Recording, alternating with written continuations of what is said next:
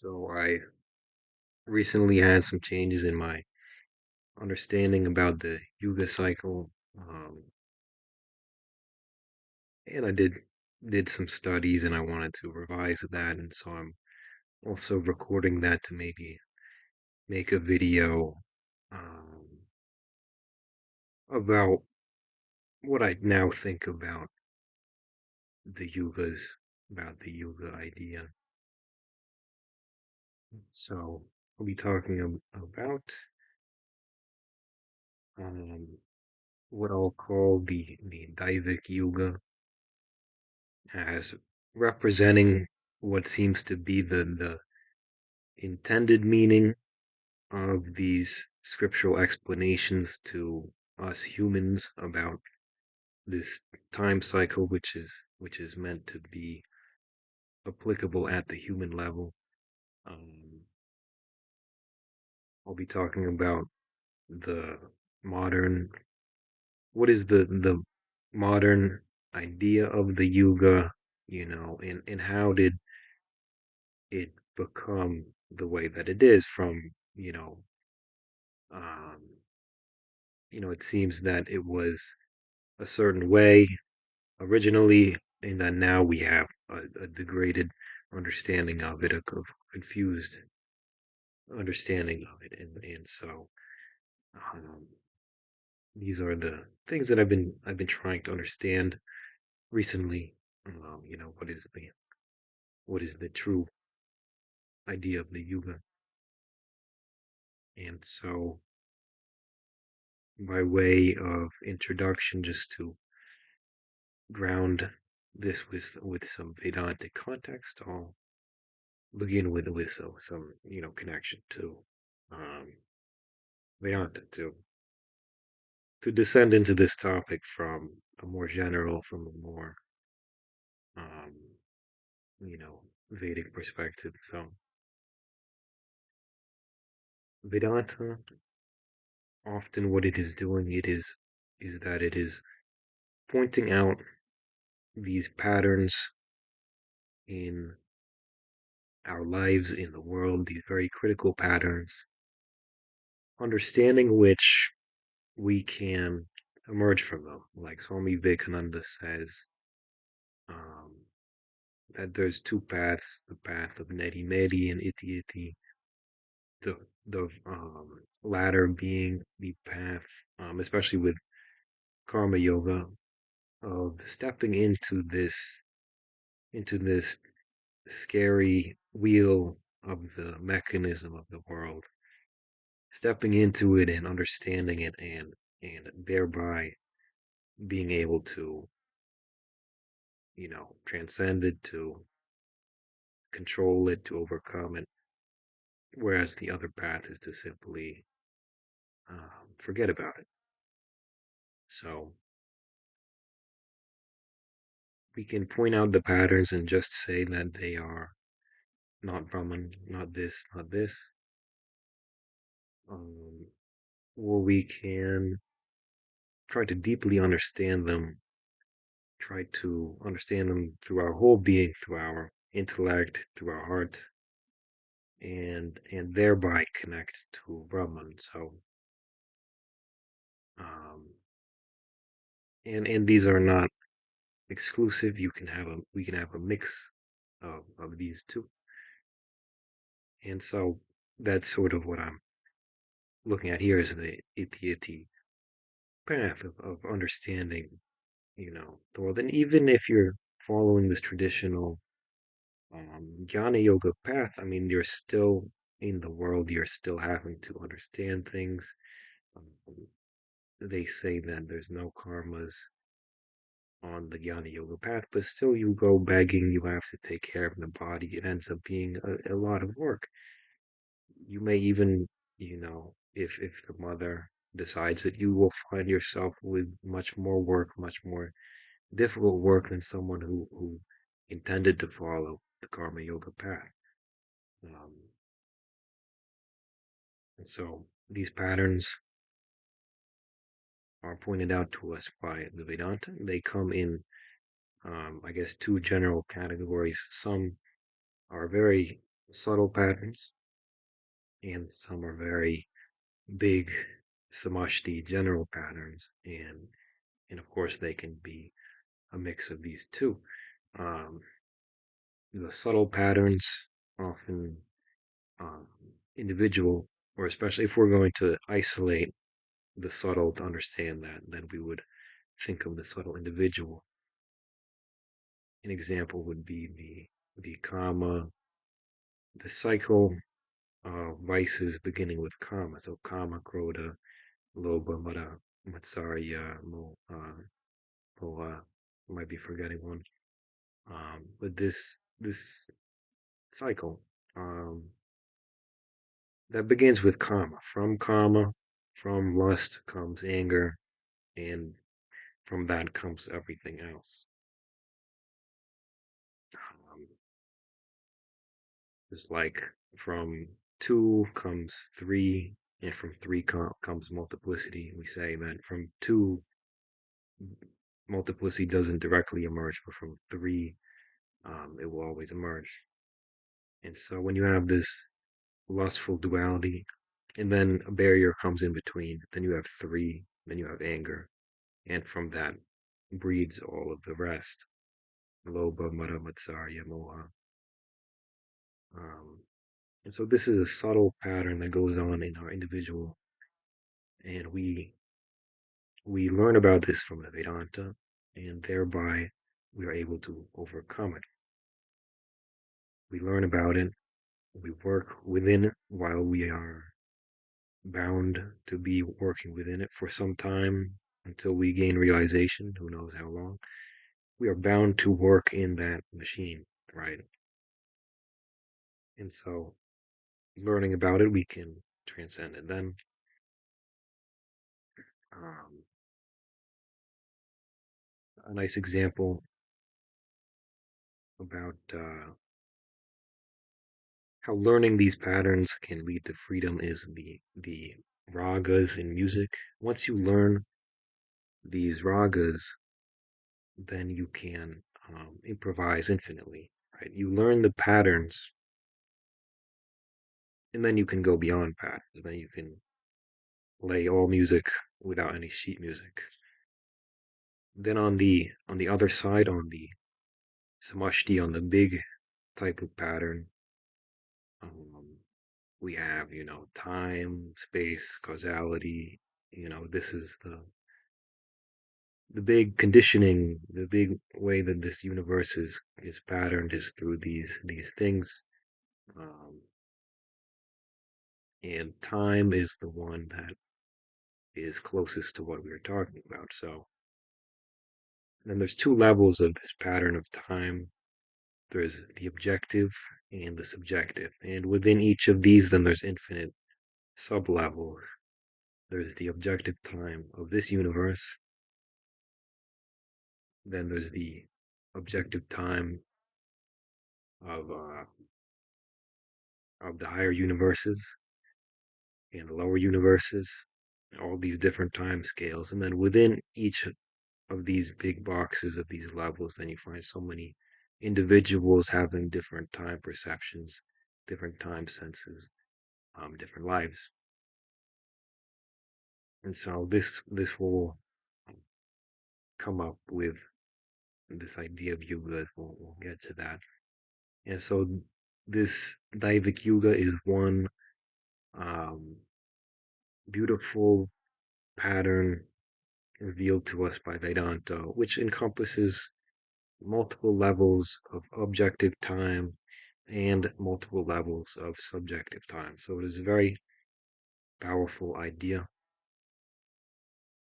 It is useful for the individual um, to get his bearings in this world, in this time, if he has the right idea of the yuga, and also extremely valuable at the collective level. If humanity has the right understanding of where we are on the map, um, only then can leaders really make extremely good, long-term decisions and have this very strong outlook. And so the Daivik Yuga.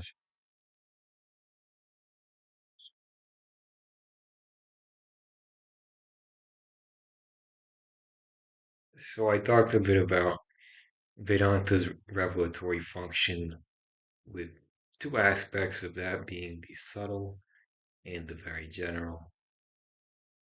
Um, I talked about the Daivik, or the Yuga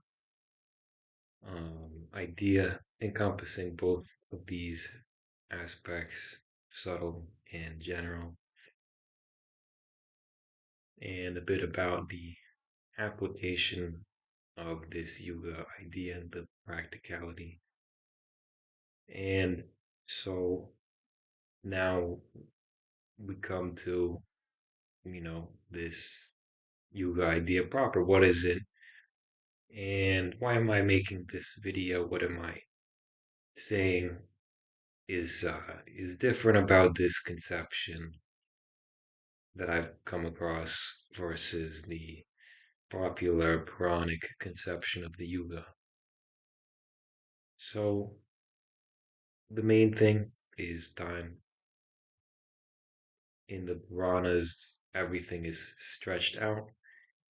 You find descriptions of um, the Mandara mountain, that it's 100,000 yojanas high, which means a million miles tall.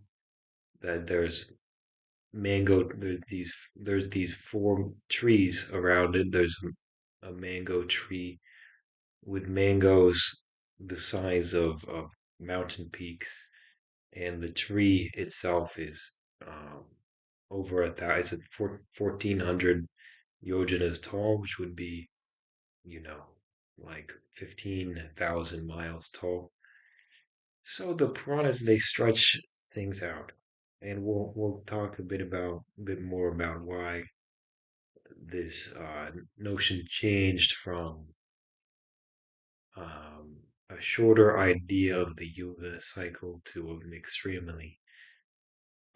extremely long Yuga cycle. There's other reasons as well, rather than simply the character of the Puranas as, being very imaginative. Um, but the Yuga idea, the Chatur Yuga, Deva Yuga, the idea is to help us understand human evolution and evolution. Humanity changes over time, and in the Indian idea of things, it happens in a very, you know, orderly way at a very big picture level. You can see this cyclic order playing out. Um,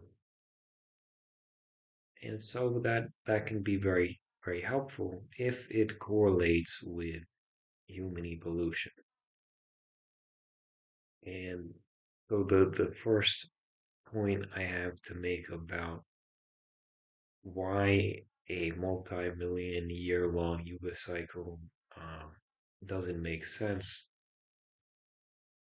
is that, I mean, it just doesn't make sense when you consider that the purpose of this Yuga idea. I mean, the basis of the Yuga idea is that um, the sages, that Manu, this idea is first clearly explicated in the Manu Smriti.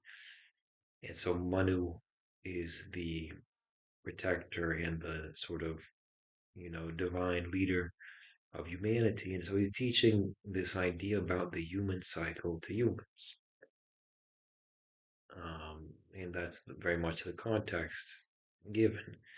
Um, and so it is something about human evolution as humanity's evolution. And if you look at the changes that take place in humanity, it's not millions of years ago, um, there was no humanity on this planet. Um, as we think of modern humanity, I mean, most people think of modern, they think of, their world, their idea of humanity, and it does not go back very far.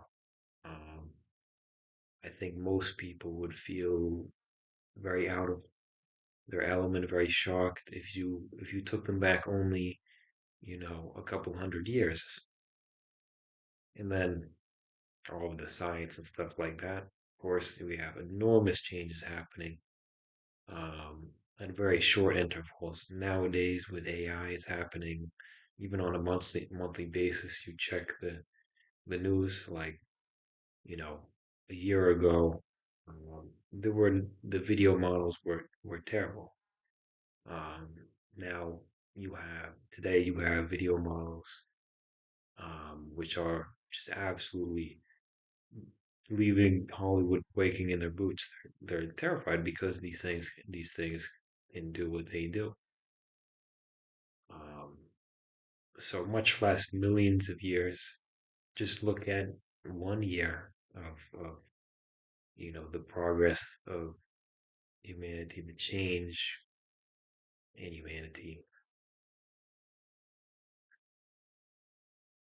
So all of these scriptures, usually they're Indian scriptures that we're discussing, and they're focused mostly on India. How are the conditions going to be in India when they're talking about the different yugas? And so if you look at um, the predictions for Kali Yuga, uh, they are already coming true. We, according to the Puranic idea of millions of years, we would be less than 1% of the way through the Kali Yuga. But yet we're seeing all of the signs and even more than just those. We're seeing all of them manifested as if we were at the very end of the Yuga, right? The beginning of the Yuga is the sort of a pristine moment because the avatar comes at the end of the previous Yuga when it has become very degraded, and he sets about a new order, right? And so we go into a lower Yuga, um, but it's a huge improvement because the state of the people is such that they cannot exist at the previous vibrational frequency and the previous, you know, density of consciousness, intelligence, um, you know, the moral willpower present in the technology of the available scriptures, and all of that.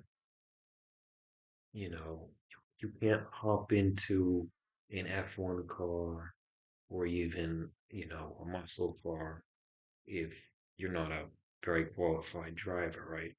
You'll hurt yourself, you'll hurt others, and so that is the change that's needed is, you know, a downgrade, but it is an adjustment which helps us to upgrade our, quality of life because it's it's now something that we can handle is being in a situation that we can handle, right? And so the beginning of the yuga is supposed to be the sort of a pristine moment, even the Kali Yuga. And then slowly things degrade over time. Then the avatar has to come and end it and bring the Satya Yuga back. But we're already seeing all of these signs as if we are at the very end of the Yuga. Um, if we look at, the idea of India in all of these scriptures, Mahabharata, Ramayana, it's almost like it is the, only really civilized nation. I mean, they have these other nations, the Dasyus, etc., right? Um, Barbara. I mean, different names are given. Um, but India is because it has this strong spiritual basis, it remains um, the most wealthy, the most prosperous nation, the most prosperous nation. Look at India today. I mean, look at India, especially past 200 years. It's a Western world. The West, using this science of this scientific application of violence, they have been able to um, take and take over the world. And if you go to these Western nations and you ask them, 500 years ago, 1,000 years ago, 1,500 years ago, who was the most prosperous nation, the wealthiest nation, the most sophisticated nation? None of them will tell you India. So we live in a world where we don't even remember. I mean, even Indians, you can even do this experiment in India, where people don't even remember in that India was ever a prosperous nation. That is how deep we are into the depths of Kali Yuga. And so, 1% of the way through, no, no.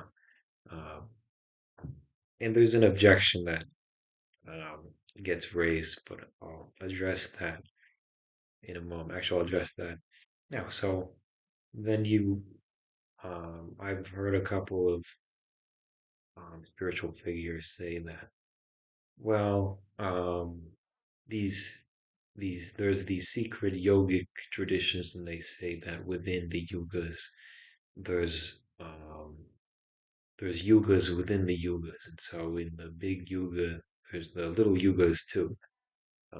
You don't, but this isn't even in the Puranas. You don't find this in any scriptures. But the case that I want to make today is that you don't have to come up with any other ideas. It's all already there in the scriptures, in the Manusmriti and Bharata, in the pre-Puranic scriptures. The notions are already there, which correlate with the ideas of the present avatars and of the, experiential reality when we ground.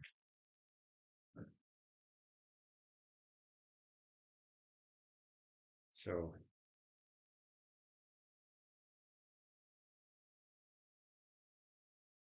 Swami Vivekananda, in this essay, Hinduism and Sri Ramakrishna, the Bengali essay was um, Hindu Dharma Ki. Um, these quotes will show that Swamiji clearly, thinks that we hit the rock bottom in terms of the cycle of humanity, the human cycle.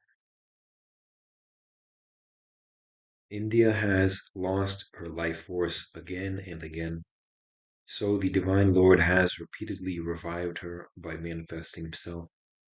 Before this present degeneration, no veil of darkness had ever enveloped the holy land of India so deeply as this last dismal night, which is now merely a remnant.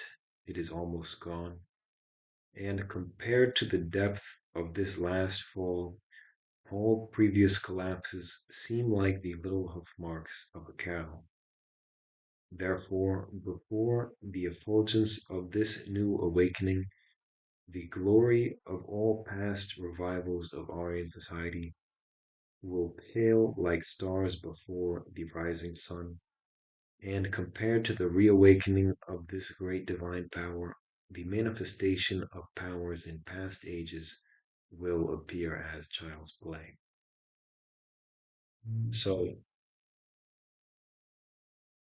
clearly, in the cycle, Swami Vivekananda is saying that this was rock bottom. This was the last dismal night before that effulgence of the new awakening, the rising of this sun of the Satya Yuga, which will make all the previous, um, revivals, whether that be at the, change of yugas level, that's a very big revival, or, within each yuga, um, this will be outstripping those as the sun, you know, outshines the stars on its rising.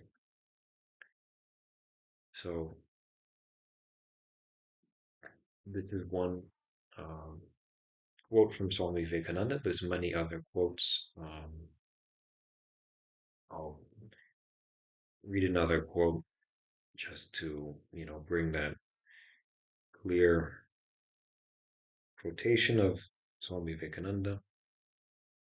Um, there were times in olden days when prophets were many in every society. The time is to come when prophets will walk through every street in every city in the world. Schools and colleges should be training grounds for prophets. The whole world, the whole universe must become prophets. And until a man becomes a prophet, religion is a mockery and a byword to him. We have to work now so that everyone will become a prophet. There is a great work before us. So, in many places, he directly says that the Satya Yuga is imminent, or that the awakening of the Satya Yuga has begun with Sri Ramakrishna. But here and in a couple other quotes, I mean, there's just quotes that show that he's not thinking of it just in like it's not just like a motto of Sri Ramakrishna or something like that. He says that there will be rishis walking through the universities and streets, every university and every street, right? I don't know exactly what he say. The rishis will walk through every street in every city in the world. Um, so in another place, he says that there will literally be millions of rishis. Um, and so he means it in a very real way. But the there's no there's a lot of lack of clarity about what these yugas are, and so we find that whenever saints are talking about it, it's sort of a very vague way. And I'm going to be getting into why it's become so vague. Because there's been huge changes of the interpretation of the scriptures. Things added which don't make sense. Things added by astrologers, which became mainstream, right? So we'll get into that. But first of all, these quotes are very necessary to show that um, we are entering the Satyuga. So this idea of the yugas is quite relevant because we are literally at that moment of the death and rebirth of the world. And so if we can have a map of what that looks like, both at the level of, psychological evolution and at the, general level of the world, the psychological, spiritual evolution, and at the, macro, general, you know, what is the world going to be like, sort of a thing, then we can be much better prepared. So,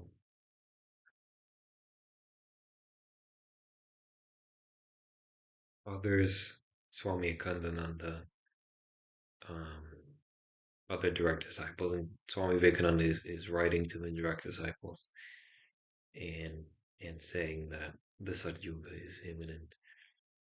Holy Mother says that with I'll pull up the quote.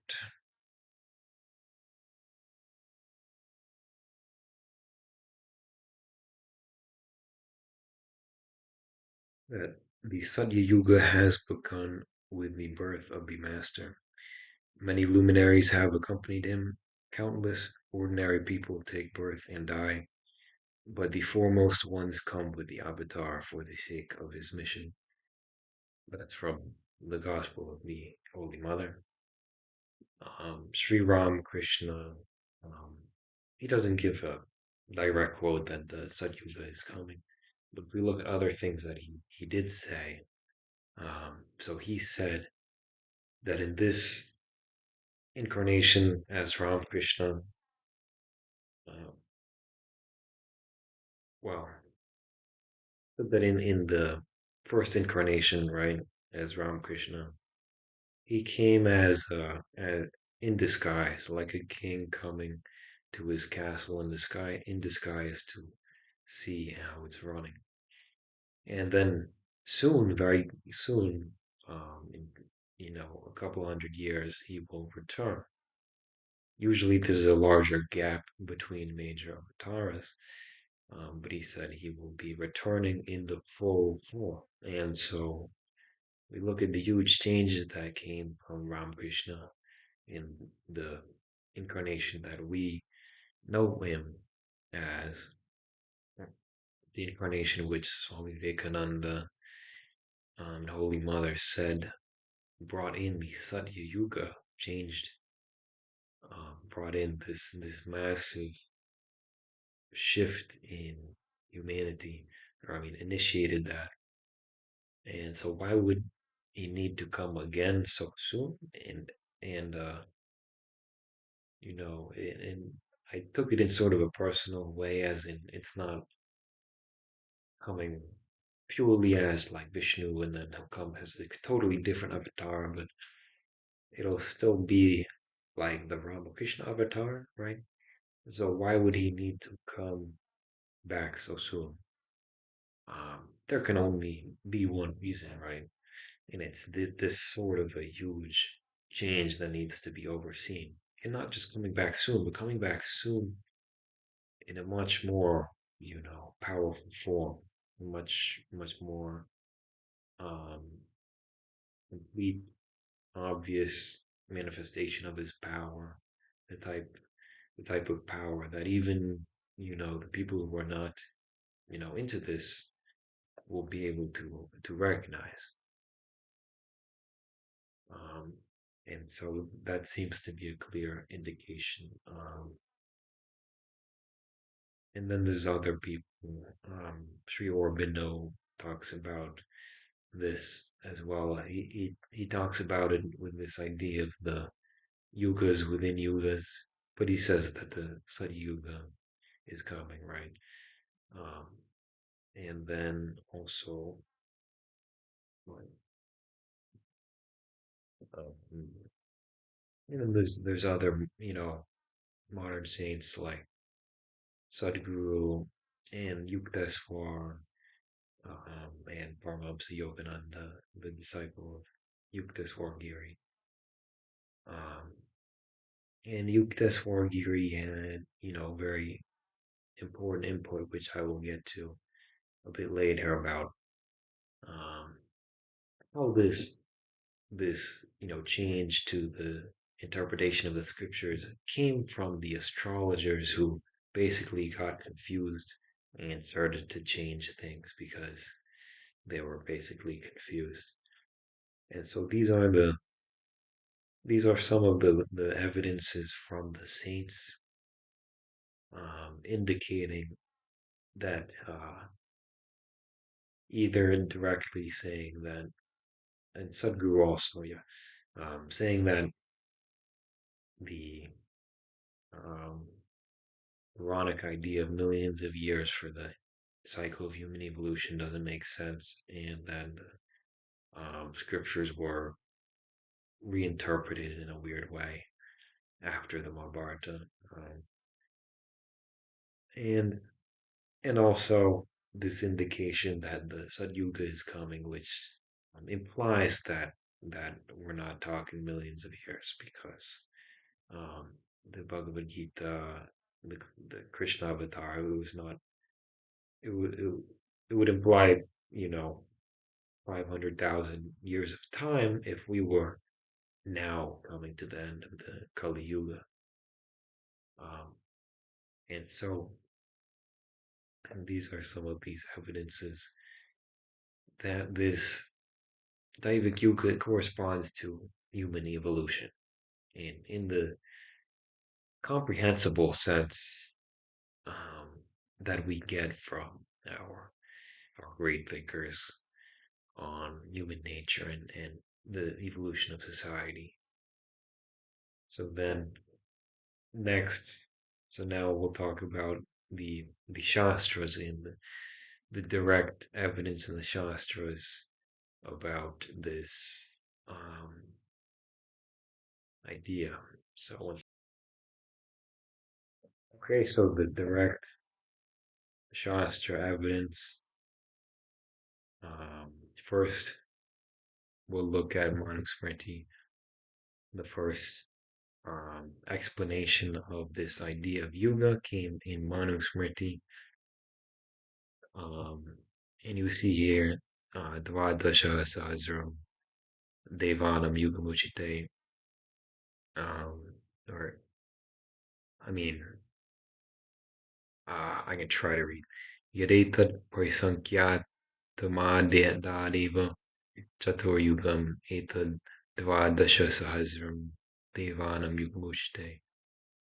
So it says that so in the previous verses, it gives the um, well, it says the Krita Yuga is 4,000 years, and then um, a tenth of that times two is the Sandhya period, and then for each succeeding Yuga, it's a quarter.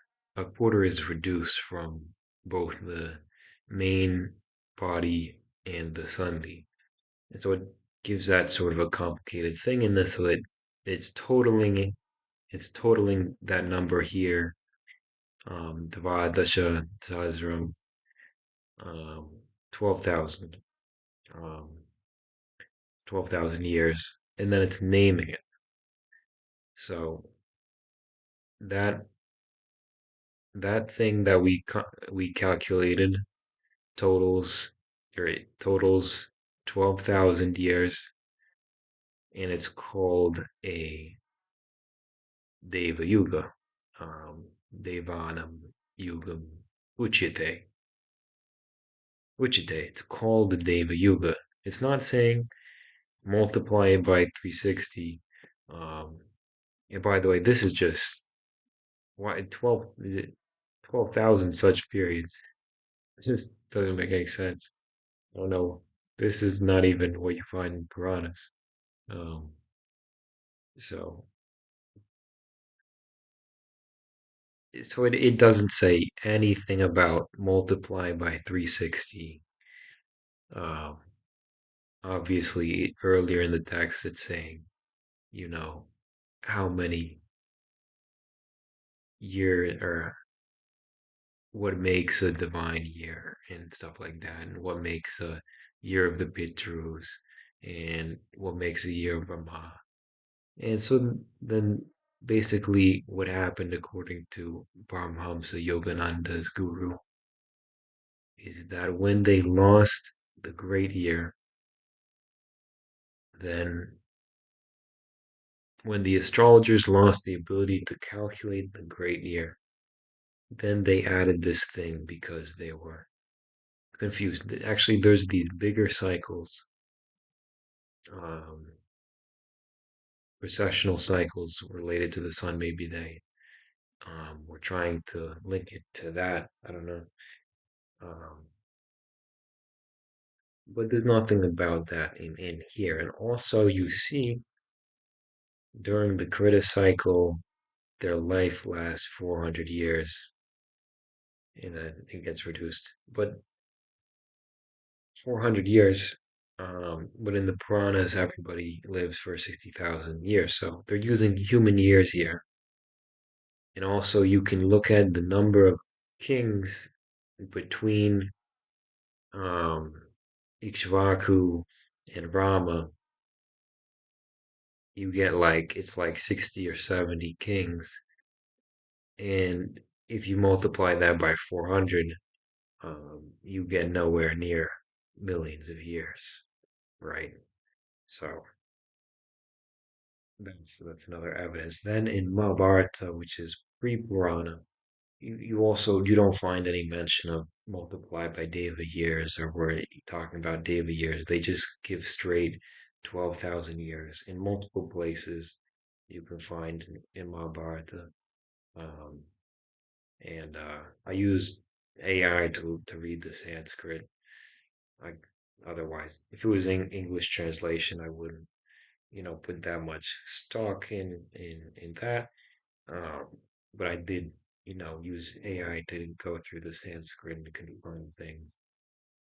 Um, so,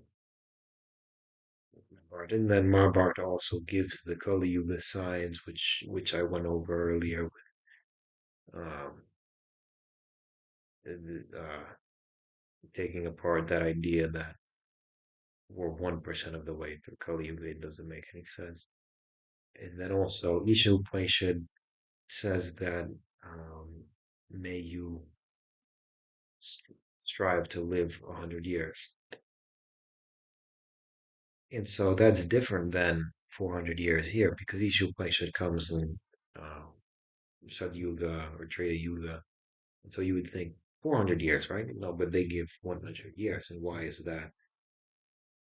That that leads to a very important point, which um, I will get to in a little bit. I mean, I'll briefly touch on it right now. Um, Basically, this is all um, based on the solar year. But as the yugas change, um, humanity moves. We move slightly different dimensions, right?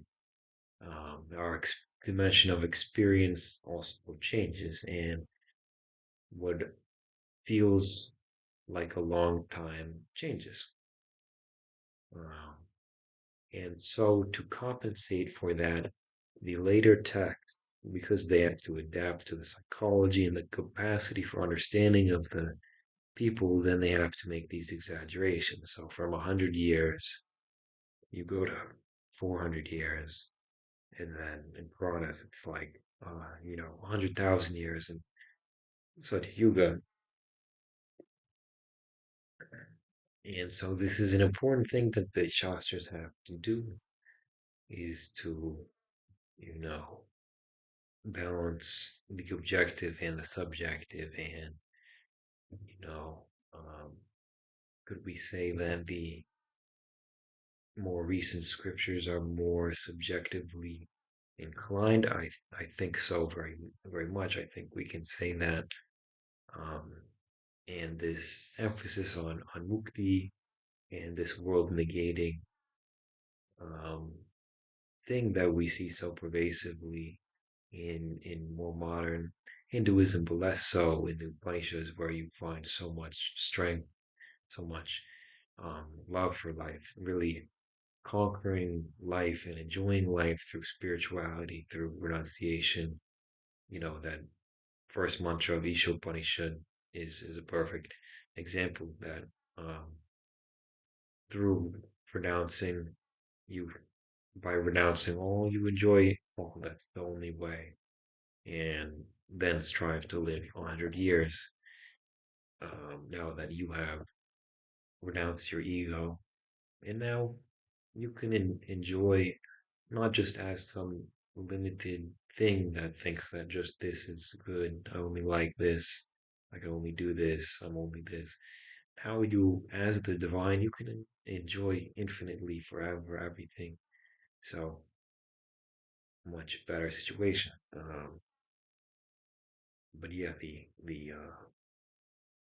subjective became more prominent, more important, um, to a very great degree, and in conjunction with that, the capacity for people to understand, what life is like in these different um, realms of experiences is reduced.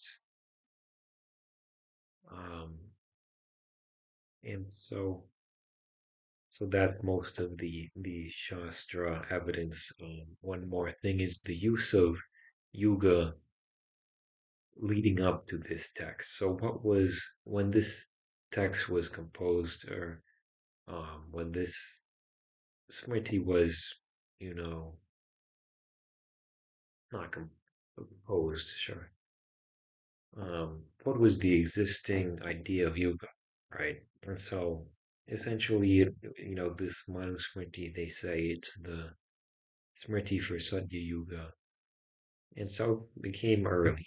It came early. The version we have surely would, probably be, a little bit edited, different things got added. Um, but what was the idea of Yuga in Vedas? And so the general translation for Yuga in Vedas is a generation, right?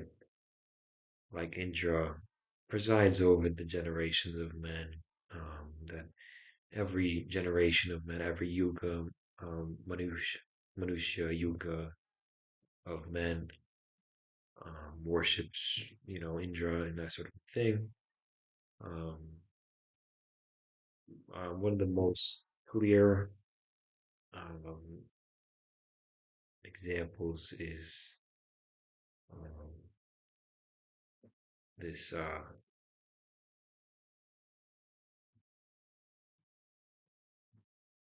this verse about Dirgatamas, Dirgatama Mamateyo Jajurvan Dashame Yuge. This Rishi Dirgatama Sambhavam Mamata, having grown old in the 10th age, or having attained the 10th decade. And so it's translated as a decade. Um,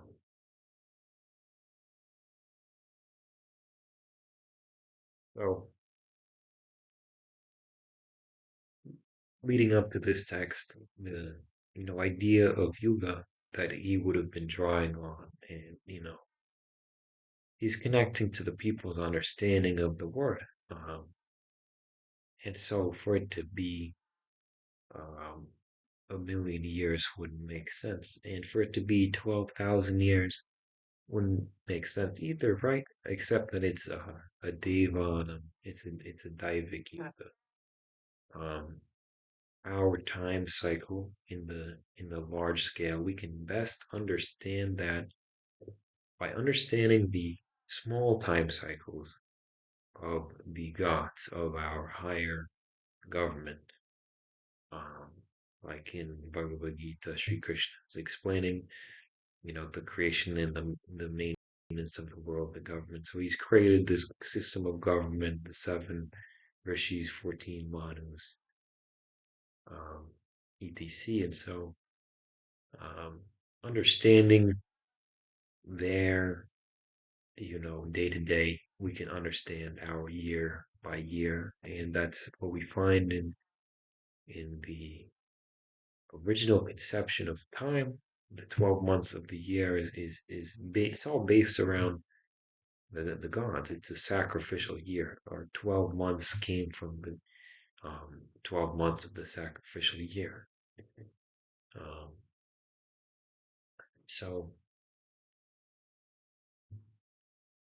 um, that makes much more sense, right? The common usage of that word at the time was generation. We don't find that, you know, people giving women giving birth when they're, 4.5 million years old, but we find that the Yuga, the generation, is 4.5 million years, right? But if we look at the um, Deva level, then, and we understand it has not 4 million, but 12,000 years at the human level, and then at the Daivic level, what do you get? 33.3 years, a beautiful number. And so that's the next thing that I'm going to be coming to now. So all all of these evidences uh, hopefully help to show how um, this Daivic Yuga really, correlates much better to human evolution, especially in the light of our, great saints, avatars, Krishna, and the other manifestations of his avatar, like Holy Mother Swami Vivekananda, who are telling us about these, you know, unimaginably immense changes, this effulgence of this new dawn, which will outstrip all of the other previous awakenings as if they were stars before the dawning sun. Uh, in the light of that, right, we see this huge change to human evolution. And only if we look at the Shastras in a more simple way, it says 12,000 years. Why, listen to these astrologers who they don't even know how to do astrology anymore. That's why they're doing all of these things because they're freaking out.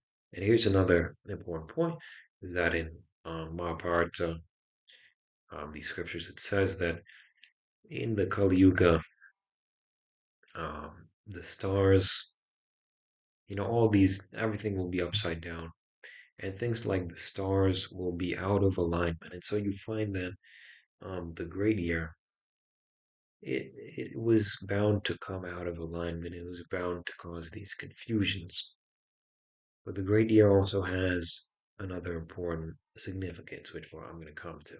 And so now we're coming to this form of the yuga. So this is what I want to talk about now. We covered function of the yugas. It is this, you know, tool of understanding human evolution at a macro time scale based on the micro cycles and life of the gods of our higher government. Uh, I could probably think of some nice analogy with, the way that government interacts with the world and affects the world, but I didn't think about that beforehand, so I'm not going to try now. And so it is this connection between um, the divine and our world. Um,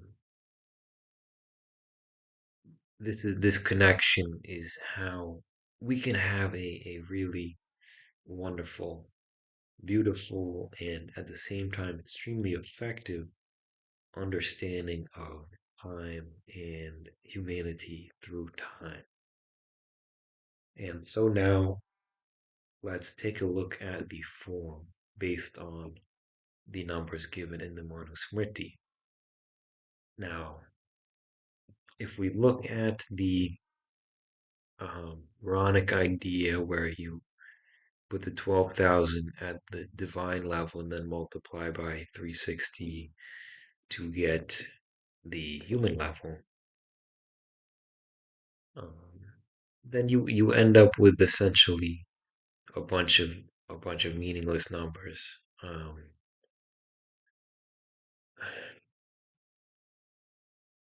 31, 104, 15, 552, 25, 92. At the divine level, you know, it's just not elegant at all. You'd expect something that is based on the Devas, who in every angle that you look at them, there's gonna be these beautiful synchronicities. Um, the descriptions of them are like, they're just blindingly beautiful, right? Unimaginably perfect in every way, in every appearance that emanates from them.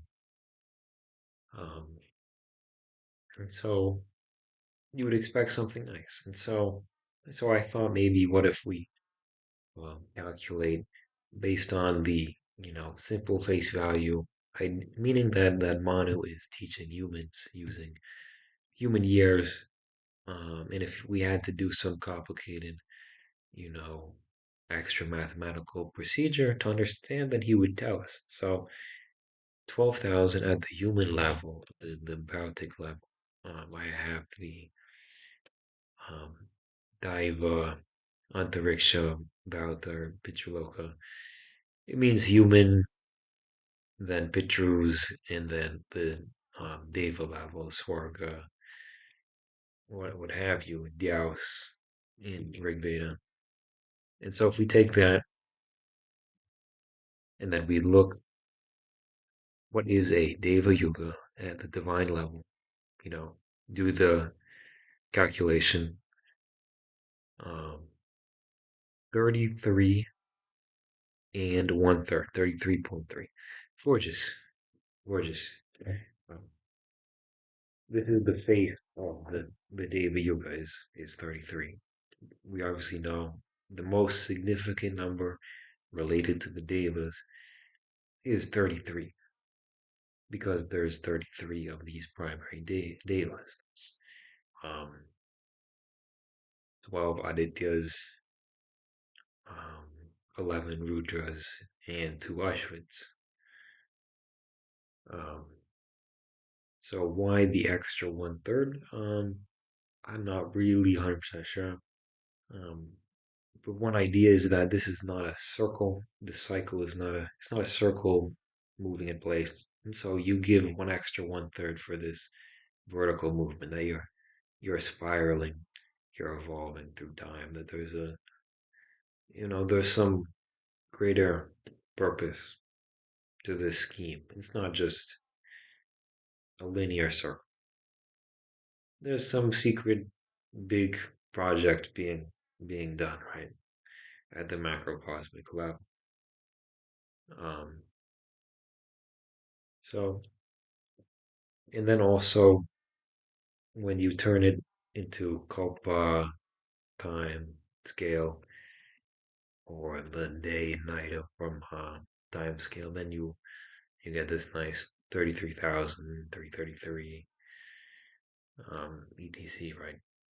So the face of the Deva Yuga at the divine level could not be better.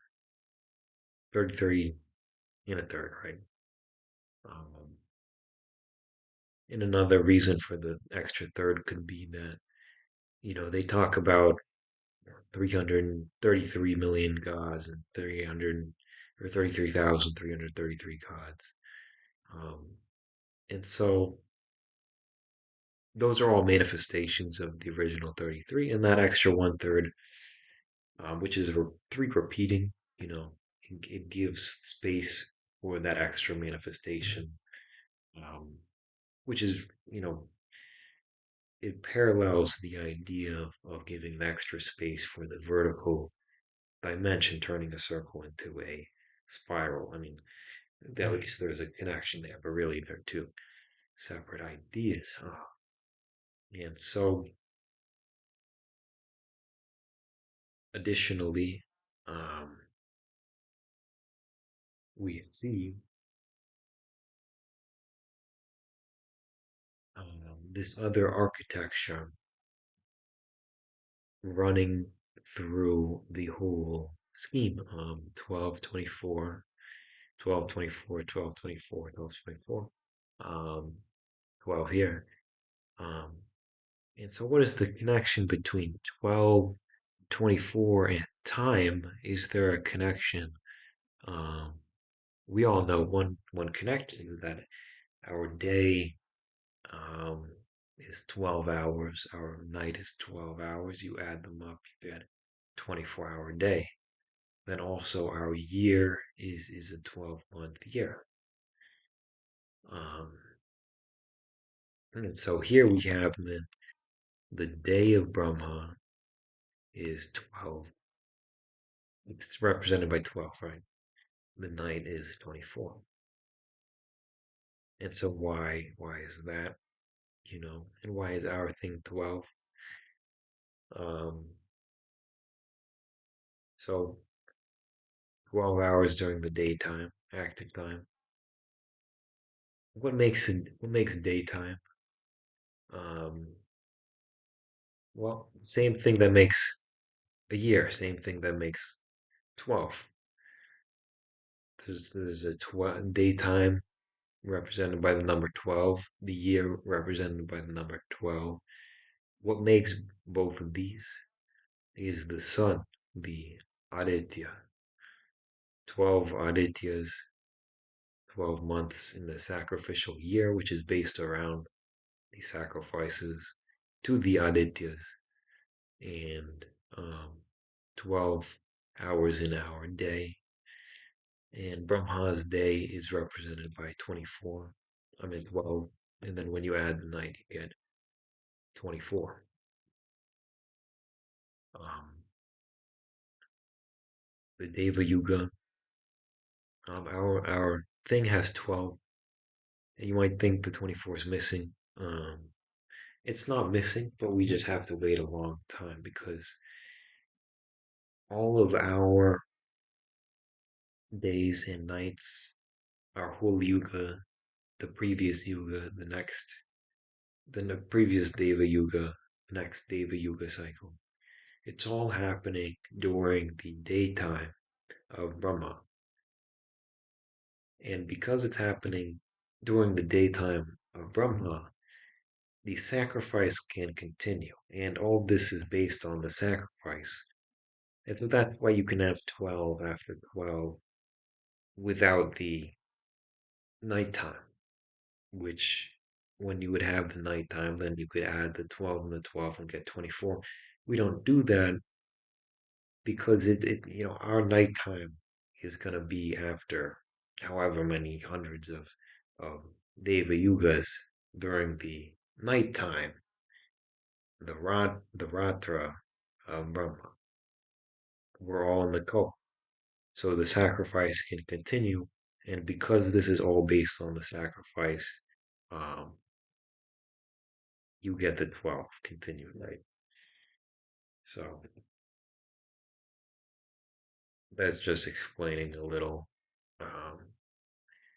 why you don't see this nice 1224 here. 1224, 1224, 1224. And so there's a wonderful potential here um, in that 1224 here is at the level of the day night of Brahma the Kalpa. Then at the Pitru level, it's at the month level. And we obviously know the Pitrus are closely associated with the month, with the moon.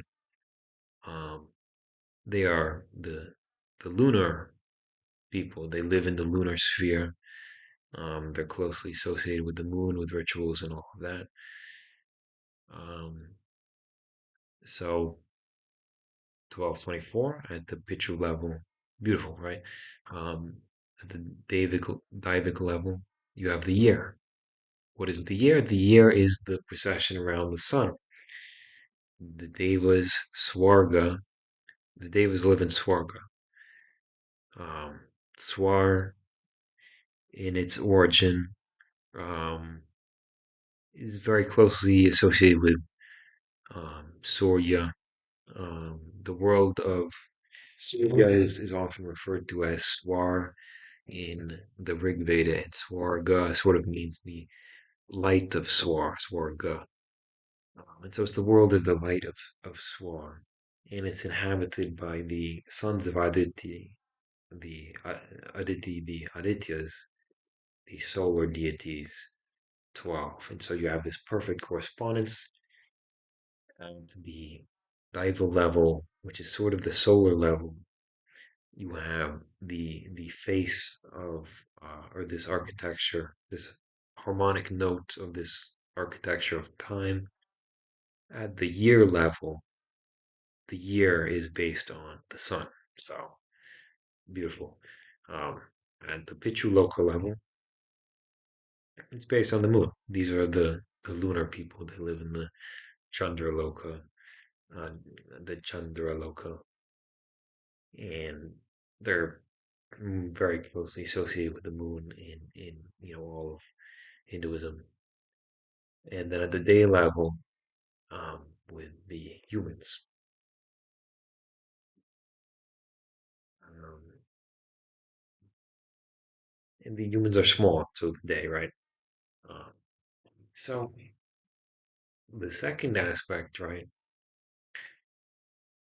So that's one nice aspect of why of this 12 architecture of 12 and 24, which runs through this, and which has made me completely forget about all of whatever's going on here. There's, I could not find anything meaningful about these numbers. I asked AI, which nowadays AI knows like all scriptures, and so it couldn't find, any nice stuff either. Whereas this is just like, blindingly beautiful, and I haven't even, finished with it. So the next is that the whole human play, the whole human Leela plays out over a kalpa, right? The whole, Pitru play, um, probably plays out over the course of the month of Brahma. You know, that's what you would expect. Um, they their year um, is 30 times longer than ours, and so you would expect that their play plays out over 30 times longer period of time, and then 360 daivas, and so it plays out over the year of Brahma. Um, and so that's, another, wonderful aspect of the form of this Daiva Yuga. Um, this perfect correspondence between the scale of the play and the time scale of the overseer of the play, of the creator and overseer of the play, right? Um,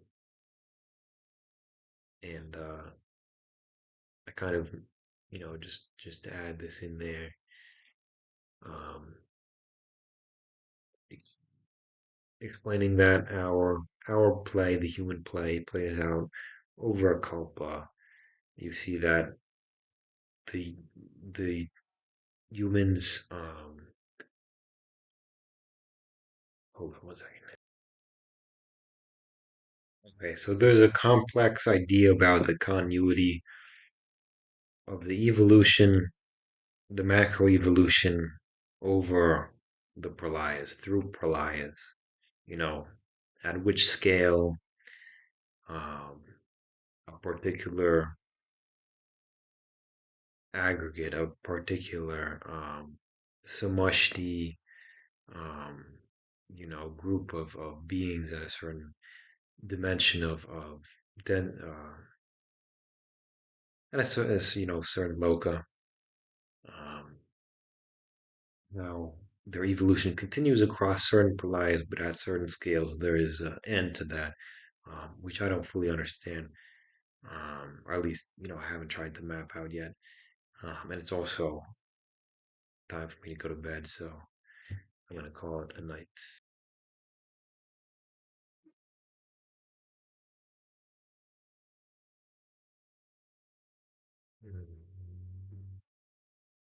Okay. So I was saying something about continuity across the um, pralayas. And so that does connect to one thing on here. Um, we see at the human level these two numbers, 864 and 432, and we can connect that to that idea because nothing is surviving at the human level over a year of Brahma or Brahma. no individuals, no jivas, no structures. So everything is returning to the source. And this 864432 it it could represent that returning to the source. Um, 432 especially is important because um, 4 and 3 represent multiplicity. 3 represents the doorway to multiplicity or from multiplicity um, to a stable state. Um, whereas if you go 2 to 3 to 4, once you pass through this gate of 3, and then you have this explosion into multiplicity. Whereas the Hindu idea is that 2, Brahman and Shakti, Kali, and Shiva is stable. It can remain like that. It can remain. That's why we have this dual aspect supreme. Oh no.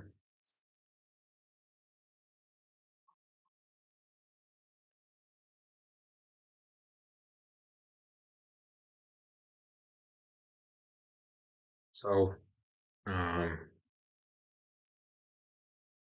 that's the association that I see with these numbers. Um, Very possibly just pulling that out of thin air. But with these numbers, you would expect everything to be significant because simply because of the nature of our universe, the relationship between the human world and the divine world. You would expect that anything which is so intimately associated with the divine level, with the life of the devas, with their governance, um, would have this prismatic beauty. Any way that you look at it, you will see something supra mundane. And so, in summary, that's what we see here. That the face of the Deva Yuga at the Daivic level is 33. That's the most significant number for the Devas.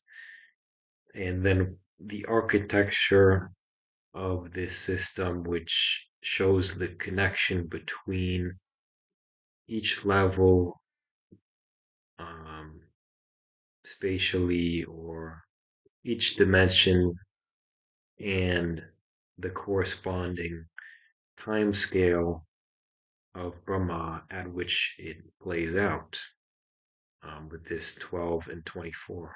This is the architecture which shows that relationship is through this 12 and 24 with 12 like our 12 months of sacrifice representing the active portion or the inactive portion, both, you know, are represented by that. And then you add them together to get the complete 24. And then there's that possible connection here with the 432 and 864. Um, so that's basically the important figures here in this form. And then um, so this Deva Yuga show is meant to explain our world on the basis of the higher order of reality, the Daivic level. So for each generation at the Daivic level, each generation of the Devas, each microcycle of the Devas we see that it informs a huge section of time for us at the level of millennia, aeons, that sort of thing. And that's how we can understand these things by turning our minds to um, the higher dimensions, to the higher realities. And then we can understand um,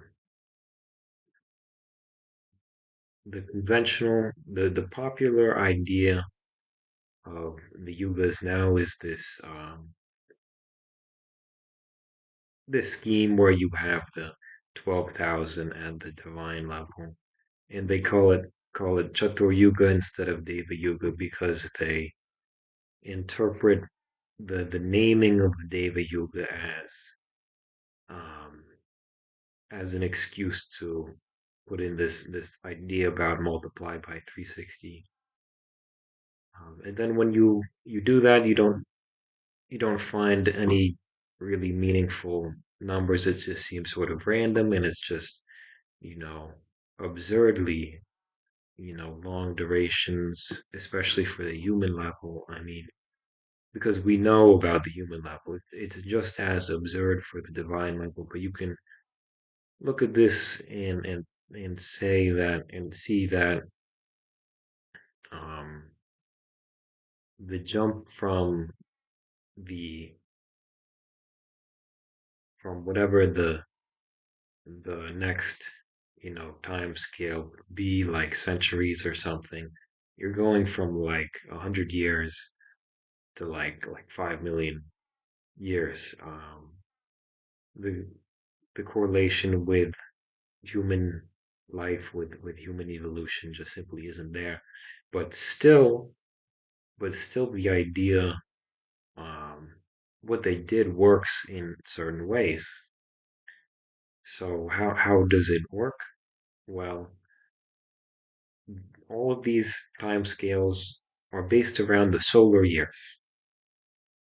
but um, that's basically an objective measurement. It's not a subjective measurement. And what I believe that the Puranas are trying to do is to convey the difference in the subjective experience of people in those earlier yugas um, through this, a little bit confusing way, a little bit twisting the scriptures, but maybe the things that this, proper understanding of the yugas, maybe the things that it was applicable to became sort of out of reach. Maybe our ability to make plans at the level of, let's say, millennia, it just wasn't even possible. And so they just, said, forget about that. We'll give them something that will have at least some functional value, even if it kind of tramples over all of the beauty of the original idea, and some possibilities get lost. Some possibilities become closed. Um, but still, this ability to convey the um, what is the subjective feeling of time in a slightly higher dimension, because I mean that's essentially what the earlier yugas are. If you um, take the Mahabharata, Ramayana, um, etc., has not just these completely blown out of proportion, idealized things, and I felt that there's a deep consistency in the way that that world is more mental, is less constrained than ours. Um, and so possibly if the Sat Yuga is not only a time but also sort of a place, um, then there's there's another aspect too, other than just the fact that, um, what might also just be one solar year would feel much longer. There's also another aspect, which is that if it's more of a wide open plain, and let's say, um, you know, there's what we think of now as just the whole of humanity, maybe there's much, much more life at the human level of intelligence. Um, then you could possibly stay at that level, um, without getting sucked into the samsara, the flow of, of people, descending into these realms of density and darkness. Um, now, how exactly does that connect to what I was just talking about with conveying this sense of, subjectively longer and richer time in earlier yugas? Um, it connects tangentially, not particularly. Well, I think the connection is simply the confounding factor how confusing this idea can be. Um, we see very often that the Satyuga is used as, internal, or as an analogy for internal realization for the spiritual state. But what is the Satyuga? What is being used as a symbol is a whole world, a whole society is used as a symbol for an individual, um, to aspire to attain a state like that. So it is, quite a, difficult idea to wrap your head around. Anyways, um, the point is that, this is the mother's Kala Maya. This is the, um, dance of the cosmos that she enacts, and within that we have this adaptation of the scriptures. The teachings that come to us, they change drastically. We see Sri Ram Krishna came, and he barely needed to learn. Um,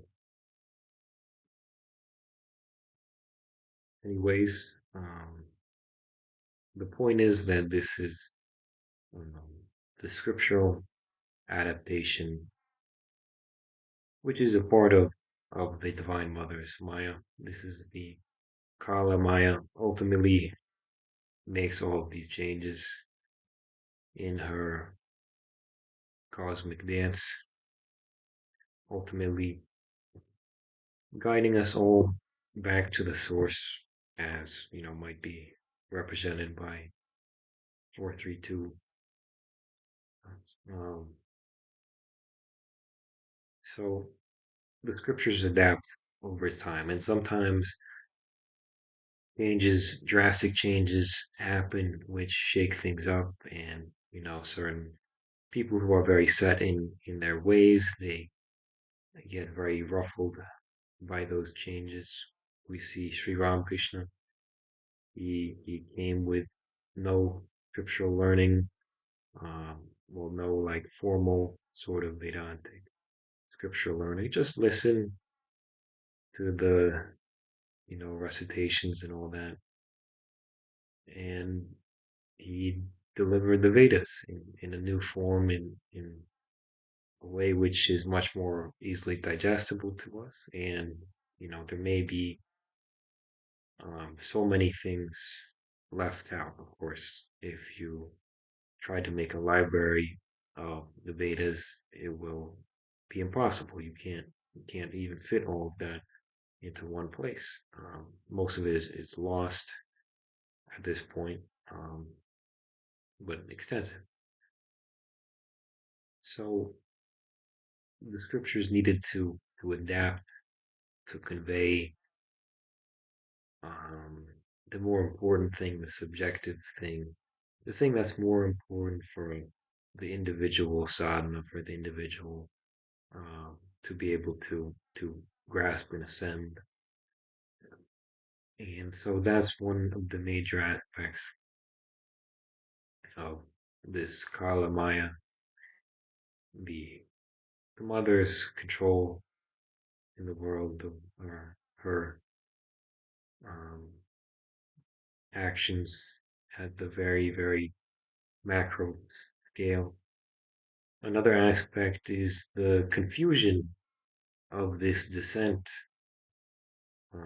into Kali Yuga, because all of this change in the scriptures is taking place over long periods of time, over the course of this descent through the yugas, and so lots of confusion happens, and then lots of people take advantage of confusion. They create confusion, and so this is one example of that genuine confusion, which may have played a big role in this. Um, is what Paramahamsa Yogananda's guru, Yukteswar Giri, the expert astrologer, says about the astrologers, that they lost the knowledge of the great year, which he says the original Yuga was based on. I mean, I would say that it wasn't based on that. That is um, sort of a hint that the Divine Mother, gave to us, or sort of an just an ornamentation, just a beautiful synchronicity that, of course, she is auspiciousness itself. So that just radiates from her. Um, so so they lost the ability to calculate this great year. Or really, the great year changed, because we know the great year now is 25,000 and something years. But the great year, which would correlate with the yugas, would have a 12,000 year um, half, a 12,000 year ascent of the sun, or descent of the sun, like we have this 12,000 year descent um, through the yugas. Um, and so this is a part of the Kala Maya. Um, this is stated in the pre-Puranic Shastras and Mahabharata. It's there that as we descend into the yugas, that these sort of a thing will get out of sync. That the alignment of the stars will change a little bit. That the things that they thought that the astrologers thought that they could rely on, they will change. That's said. That's given in the Mahabharata, and it makes a lot of sense considering the nature of the Kali Yuga.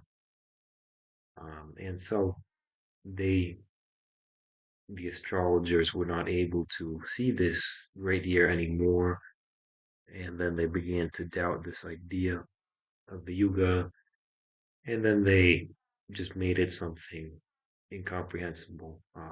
So that's one factor that seems to be possible. Another factor is a contrived confusion, a created confusion. Swami Vivekananda talks about the tyranny of the Brahminical caste, class, Varna, how they were in hot competition with the Kshatriyas for power. And so it's also possible that they would have changed this idea, or changed the numbers for this Yuga idea to prevent the Kshatriyas from having what is essentially a ability to predict the future. If you look at it from the very macro level of governance, this is probably the most key idea for, you know, governing and for maintaining control. Um, but only if we look at the 12,000 year Yuga, which has something to do with human evolution.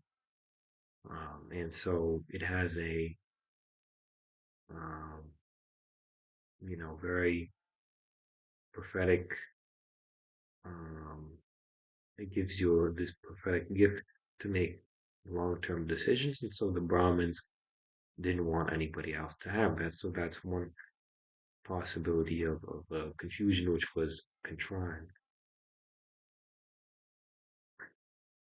So this went on much longer than I initially realized that it would. But I think I basically covered what I wanted to cover.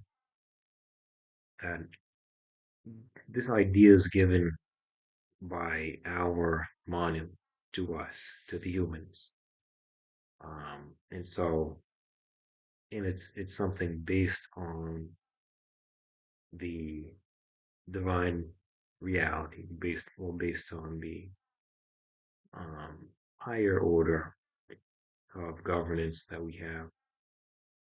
And so you would expect that it would be functional and beautiful and meaningful, right?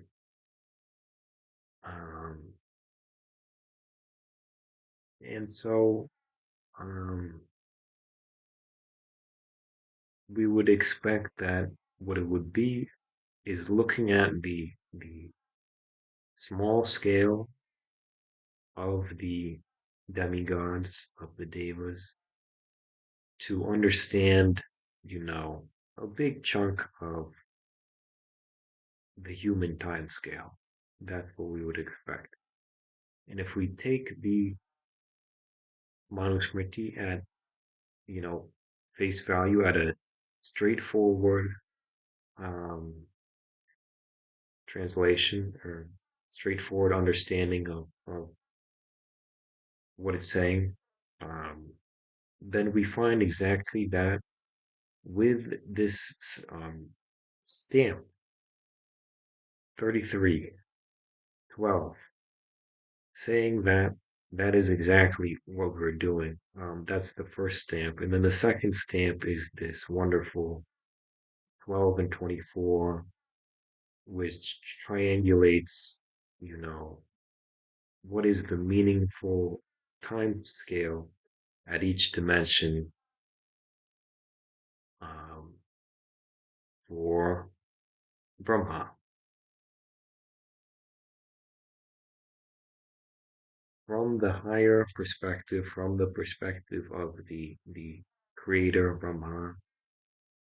At what time scale does the play in each dimension play out? And you look at that, and it's perfect. It's perfect, and it has this wonderful symbol of 12, the Aditya, the solar deities around which the sacrificial year, the 12 months of the sacrificial year, around which time in the Vedic conception is based. Um, and all of this, we are urged to think about all of this by the statements of our current avatars, Swami Vivekananda, Holy Mother, and also Sri Ramakrishna, and by the events unfolding in the world, which are, um, you know, most people don't even, get informed, and those who do get informed find it completely unintelligible about, you know, how these things are happening, the odds that an exponential trend like computing into AI would continue for 70 years at the current pace, it's impossibly small.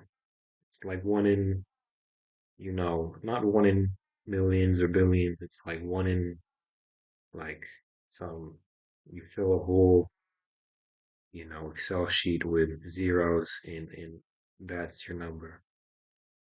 So anyways, that's what I wanted to study and to share today. So after mulling it over for a bit more, I realized that I have to address some more things to to apply the idea more, and so I have to add a little bit more. So first of all, I think that both some applications, some zooming in to the manifestation, and also some pulling back a little bit are needed. So first, let's pull back and think about the big picture which the yugas arise in. So we usually think of yuga as as a flat line, basically in a dimensional sense. We understand that the dharma, the level of righteousness of the people changes um, by yuga. It declines.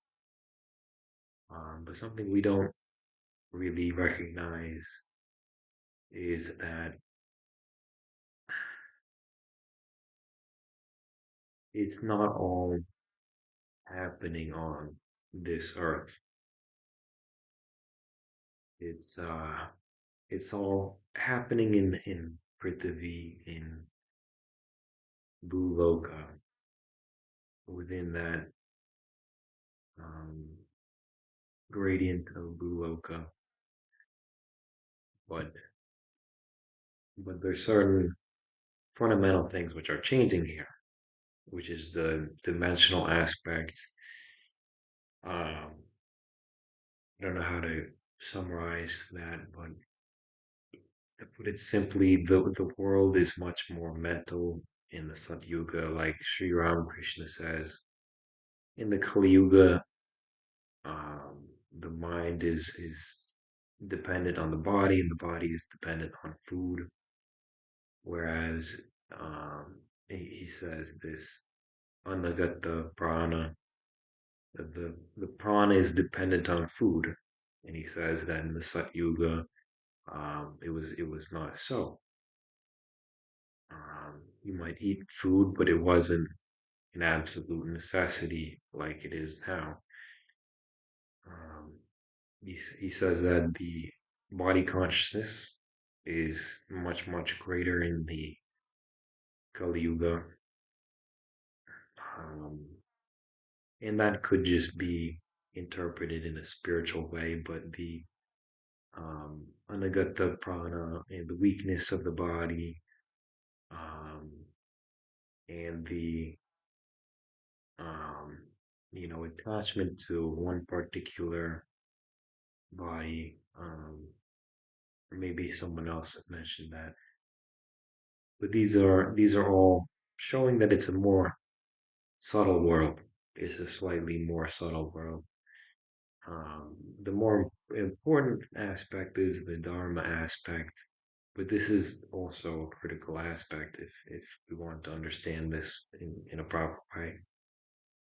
So the Sad Yuga, etc., they're happening at a slightly higher level, and so the natural question is that would come up for most of us is so that wasn't happening on this earth, right? And so yeah, so it wasn't happening on this earth. It's a hard idea to wrap the mind around. We see so many things on this earth which connect to the history given in the scriptures. Um, we we have this immense attachment to this earth, and we have very limited cosmological idea. In the modern world, we don't even really we don't have any perception of any beings other than those on this earth. So um, when you recognize how strange and how limited our current cosmological perspective is, that much less seeing the beings in the higher dimensions, we don't even, you know, until recently we didn't acknowledge even that there could be other aliens, which is, I mean, just logically very, very poor to not have that have the recognition of that, you know, possibility, but certitude. So our capacity to, see the past and future of the human race um, is, of course, going to be very low, and we cannot see even the present, what is going on in the cosmos. Um,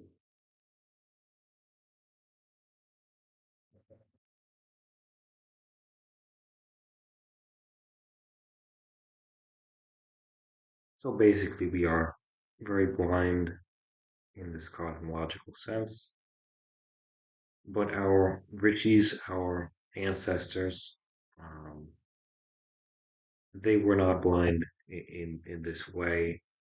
In the earliest times, you see the rishis, they naturally easily could perceive the devas in the way higher dimensions. Um, so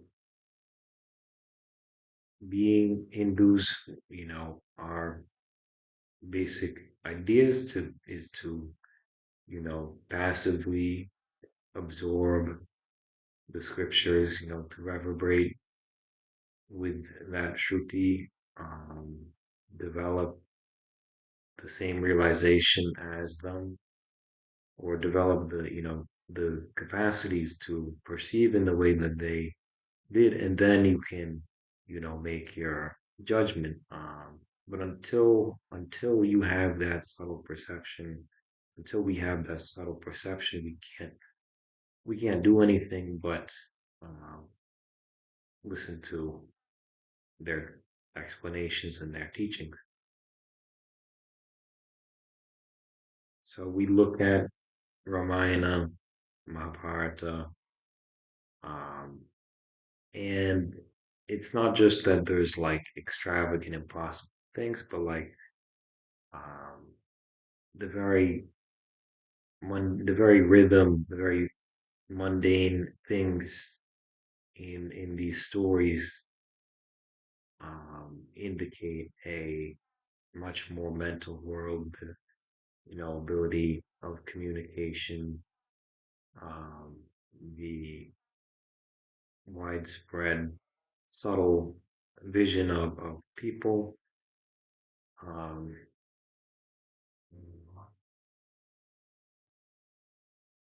like every, um, not every mundane, but like constantly you see this very consistent, much more subtle mental world compared to, our much more gross world. And it's a consistency which bespeaks of a vision of something experienced and seen out of a fantasy.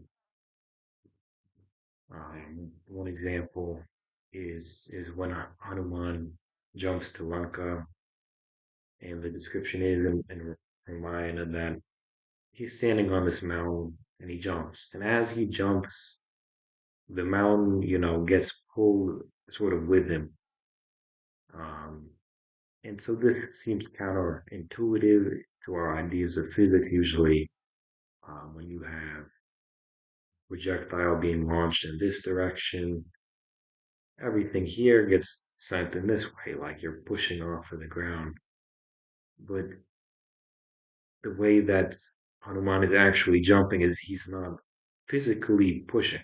It is mental. It is through the will, more like you just willing, me um, himself to just go in that direction.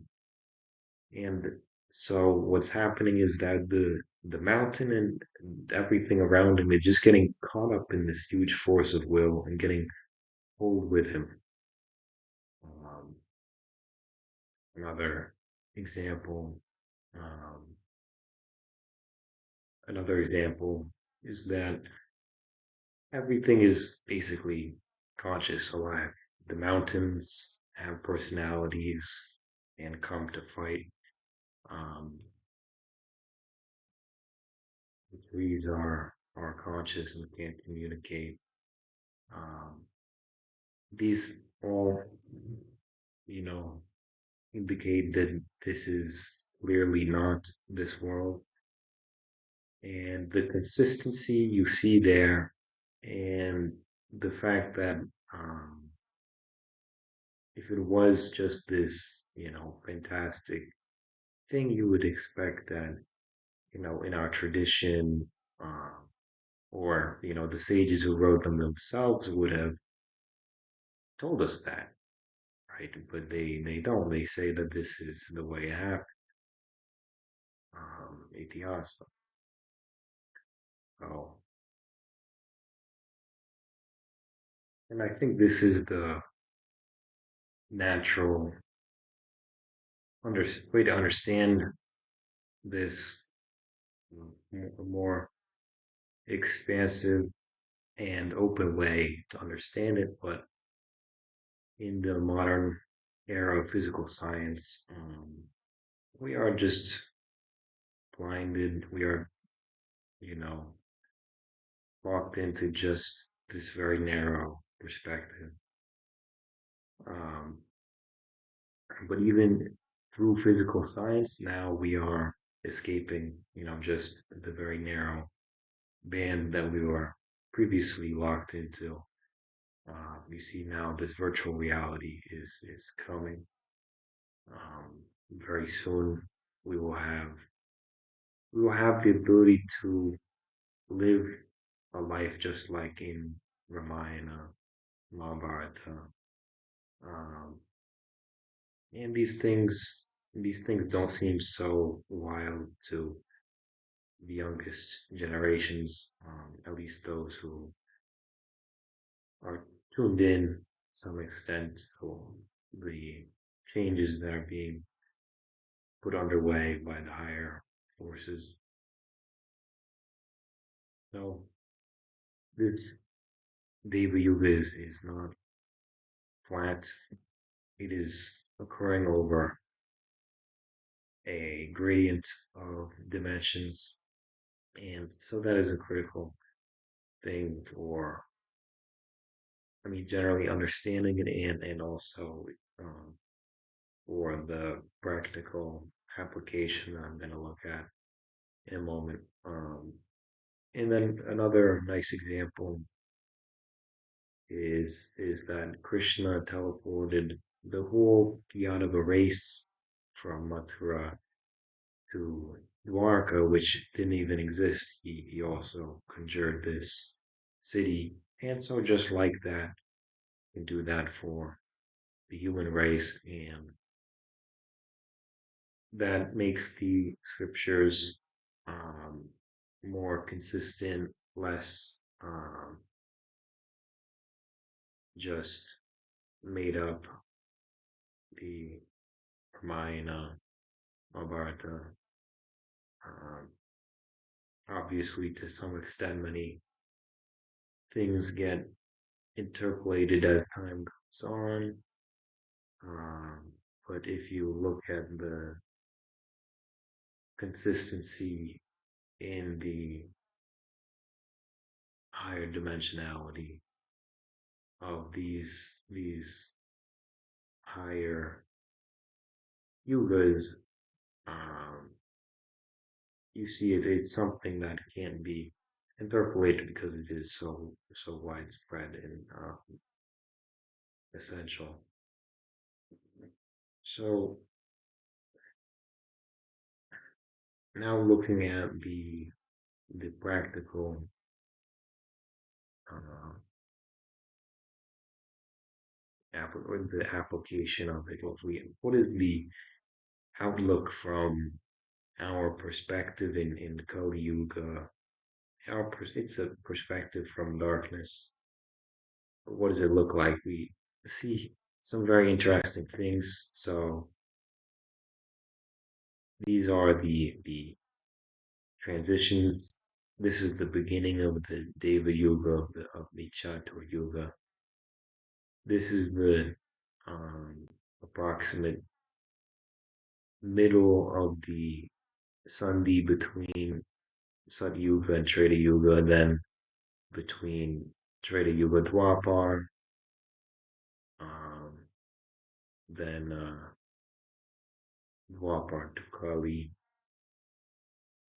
And so we see certain um, matchups and certain inconsistencies. Um, so first thing is understanding that the Sat Yuga and the Treta Yuga and the Dwapar Yuga did not happen on this earth, on this mud ball. That allows us to understand these things symbolically and to, you know, look at the world as the creation of divine Shakti of Krishna. And then you see that these nice hints have been left. There's a beautiful touch in Krishna's hand of creation. So at the very beginning, you have the beginning of the Holocene. This is in terms of the changes in the earth in the past, recent, how many thousands of years, this is the biggest one. Let's say in the last, um, well, this is a um, aeonic, um, cataclysmic event, the beginning of the Holocene. So you have this extremely rapid warming and these huge floods that occur with the melting of the ice caps. In just like a few decades, you have an enormous shift in the climate and you have these enormous floods happening. And there's a nice connection between the floods and flood, um, which signifies the pralaya. Then at the mid Holocene, or then at the next Sandhi, the next transition, you have the mid Holocene transition. This is the next biggest thing which is happening at that time where the Sahara desert dries up. So, it's just these nice um, connections here. Then you look at the next Sandhi from Treta to Dwapara, the Sarasvati River dries up, and you have this massive forced emigration to the Gangetic Basin.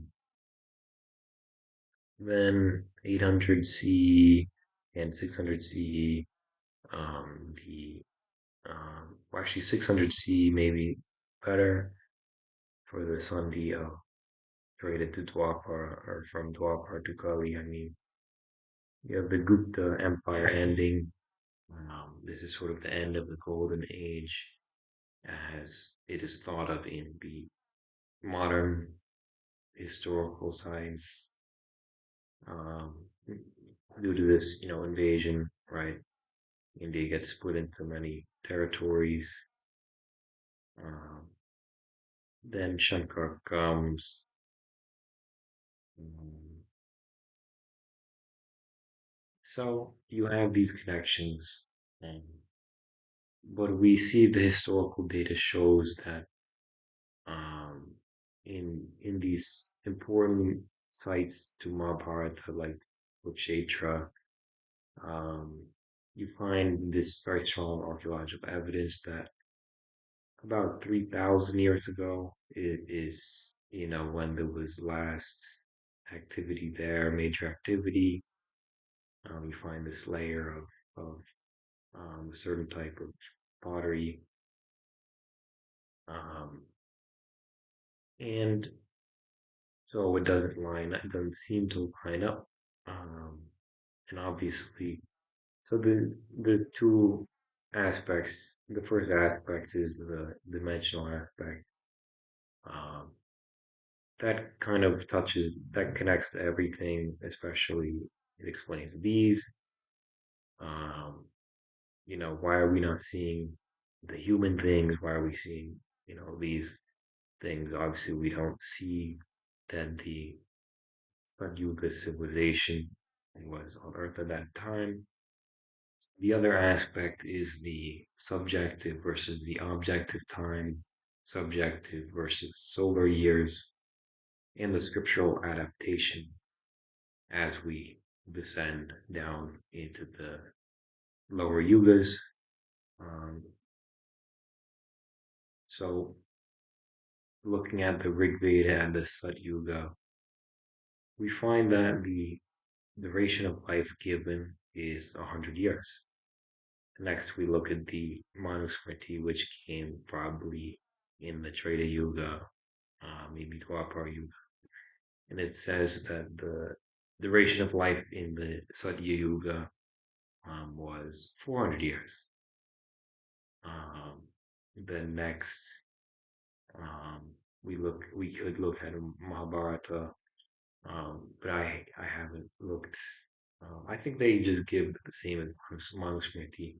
But anyways, then moving to the Kali Yuga, the Puranas, then we find these very inflated years. It says, however many thousands of years, tens of thousands of years is the lifespan in the Satyuga.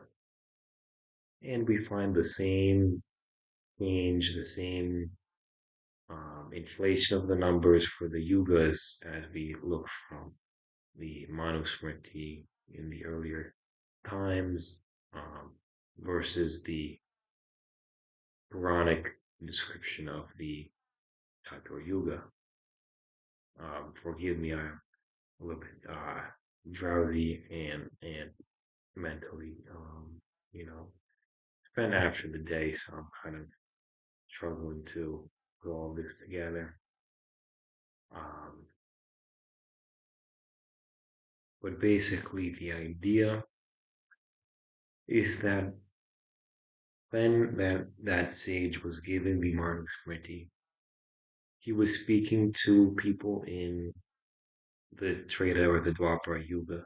And so to give them a proper idea of what the subjective time, you know, the experience of time, the experiential time, rather than just, how many times they saw the sun, right?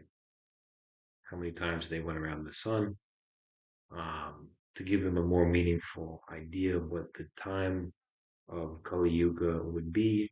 So they gave uh, a number which seems short to us now.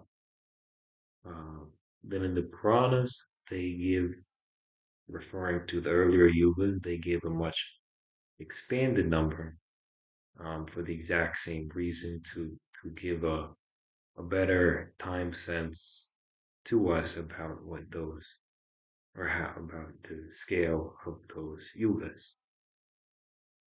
And so, um, what may have been 1,000 years in the Manusmriti, when they said Kali Yuga will be 1,000 years, um, then coming here, we find that actually the sun or the earth goes around the big hot ball, the sun, maybe like 3,000 times. That would work out, perfectly. And so that's basically what I wanted to do was apply this framework of the subjective and the objective time to our Kali Yuga outlook. What is what does our, idea of history look like when we apply this Yuga um, time scale to it? How does that interact with this overarching framework? And then also to touch on that dimensional idea, the fact that this is not just happening at a flat vibrational level.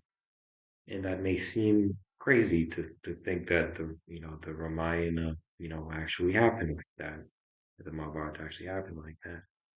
But I think very soon, as the rains pour down and these waters of virtual reality, this flood sweeps us away, I think that this idea will seem much less crazy. It will seem um, even necessary. I mean, and when you look at the scriptures, it really is quite necessary. Um, and so hopefully that is actually the end of this video, which is still um, it's still a cursory look at this.